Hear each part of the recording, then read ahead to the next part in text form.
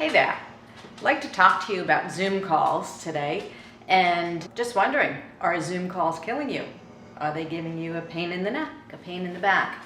A lot of patients have been coming in saying that the Zoom calls are killing them. So virtual meetings are a reality in our lives. And a lot of times some of the meetings are half an hour, but there's some meetings that are 3, 4, 5 hours, and people are having a lot of neck pain, a lot of back pain. So what I want to do is give you some ideas of how to mitigate that pain, how to make it less, how to set yourself up so that you don't have that neck and back pain while you're actually trying to work. You can't really get up and move around as much as you would during a work day or move from one meeting to the next, but it's something that you're going to have to do on your own. So before I get started on how to actually set yourself up, what I want to go over is the fact that our spine is like a jigsaw puzzle. And God created us with this incredible body where everything fits together. So if you actually look at the spine and the vertebrae, how one connects to the other, not only does it stack on top of each other, but you've got joints that come and fit perfectly. There's flat parts that we call facets. They come together so that they form a hole so that your nerve comes out. There's plenty of room. When it's in the right position, that's perfect. When it's not in the right position, which we in our day and age are always in the wrong position while we're sitting or having our head hanging forward or our shoulders forward. When our spine is in the correct position, everything works just fine. So if you ever say, I've got a pain going down my arm, or I've got this shooting pain going down my leg, it's typically a nerve that's being compressed, more than likely from the fact that your spine is not in the right position or something is pressing on that nerve. So what I want everyone to think about all the time is posture.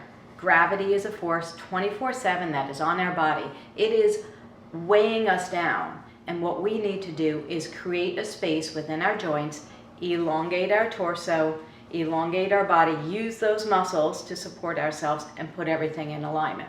The best way to do this is to think from your stomach. Posture is basically a core sort of activity. So if you engage your abdominals, tighten your belly, elongate your torso, shoulder blades down and back, and just tuck your chin in, you're in that upright position. Now that feels a little uncomfortable because you're using muscles that you normally don't use, but that is causing an isometric contraction of your abdominals and of your back and your neck muscles, and you have to engage them all the time. What I want you to do is tighten your belly, up, shoulder blades back, and that's the exact posture that I want you to be in when you're on a Zoom call.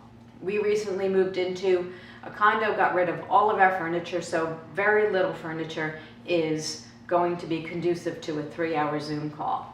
But things that you can do is set yourself up so that you can survive that. Things you should not do is sit on the couch like this.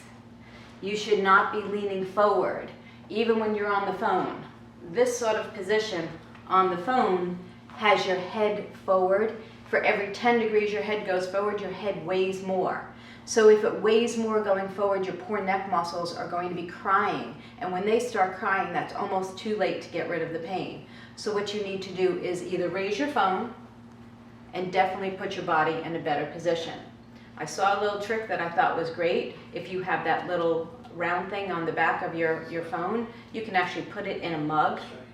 Put your phone on the mug, and you can look right at your phone, and that way you don't even have to raise your arms because your arms start to get tired as we hold our phone up.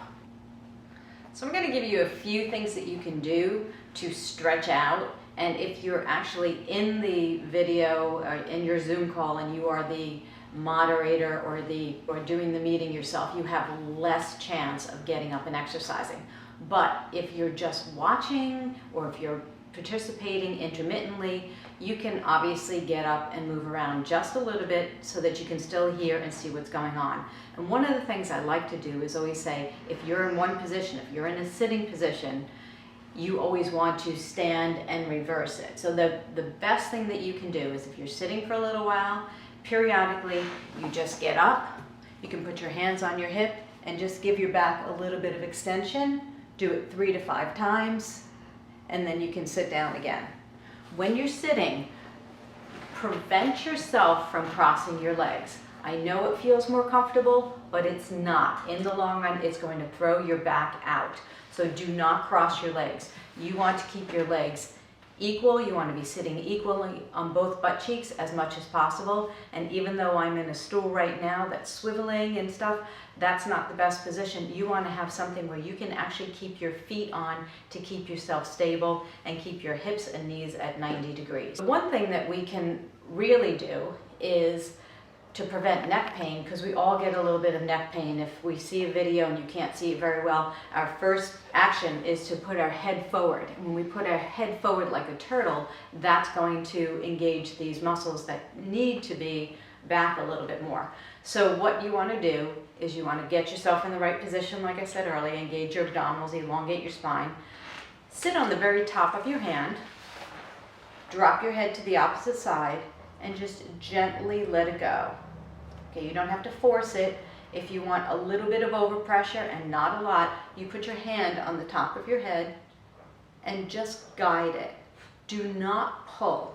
Just the weight of your hand should be enough to just put a little stretch on that side. Remember, no pinching, no pain, should not be painful at all. Once you have your hand on your head, I want you to bring it forward just a little bit and you'll feel a slightly different stretch just behind your head, going more this way. And then you always switch and do the other side. Sit on the top of your hand, drop your head to the opposite side, put your hand over, gentle, gentle, gentle, 20 to 30 seconds, and then bring it forward just the tiniest little bit. And that gives your neck muscles a little bit of a stretch. The other thing you're going to want to do is you're going to want to twist your upper torso. And this is going to be a little bit tricky because you can actually cross your legs for the twist, but you don't have to. You put your one hand, say your right hand, on your left knee, put your left hand on the back of the chair, and twist. But remember, when you twist, you want your spine in an upright position. So you want your spine as though you're a marionette puppet, and you want your head up this way. So you want to have everything in alignment when you're twisting. You might feel a little bit of a crack or a knock, and that's fine. Then do the opposite side. Put your hand on the opposite knee, upright, and twist.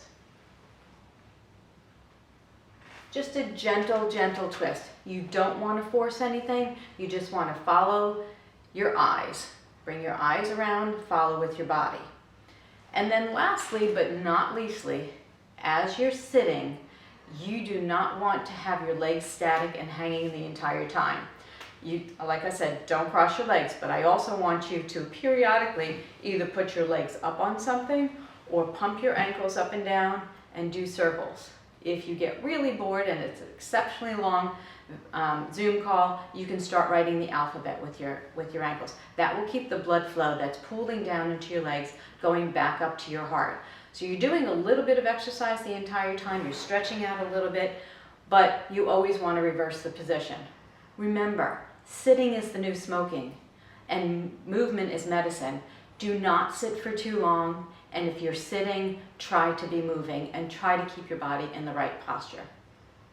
So those are my little tips for the day. Thanks.